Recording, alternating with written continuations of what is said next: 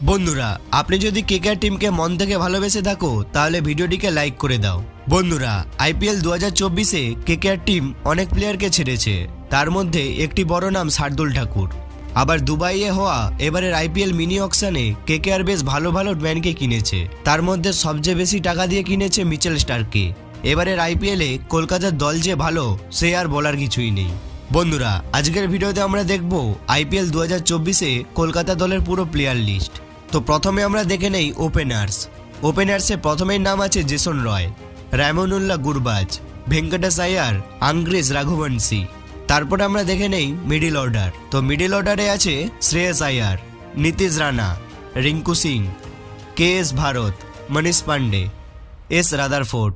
তারপর আমরা এই দলের অলরাউন্ডারগুলো দেখে নেই। তো প্রথমেই অলরাউন্ডারে আছে অ্যান্ড্রে রাসেল, অনুকূল রয়, রমনদীপ সিং। তারপর যদি বলা হয় ফাস্ট বোলার্সের, তাহলে প্রথমেই আছে মিচেল স্টার্ক, গাস আটকিনসন, হর্ষিত রানা, বৈভব আরোরা, চেতন সাকারিয়া, সাকিব হোসেন। তারপর আমরা দেখে নেই স্পিনার্স। তো স্পিনারে আছে প্রথমেই সুনীল নারিন, বরুণ চক্রবর্তী, সুয়েশ শর্মা, মুজিবুর রহমান। বন্ধুরা, এই ছিল 2024-এর কেকেআর দলের ফুল স্কোয়াড। দেখা যাক আইপিএল এই সিজনে কেমন খেলতে পারে।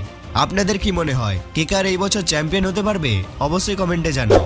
আর ভিডিওটি ভালো লেগে থাকলে ভিডিওটিকে একটি লাইক, আর চ্যানেলে নতুন আসলে চ্যানেলটা সাবস্ক্রাইব করে দেবেন, কারণ আপনাদের প্রিয় টিমের আপডেট সবার আগে পেয়ে যাবেন।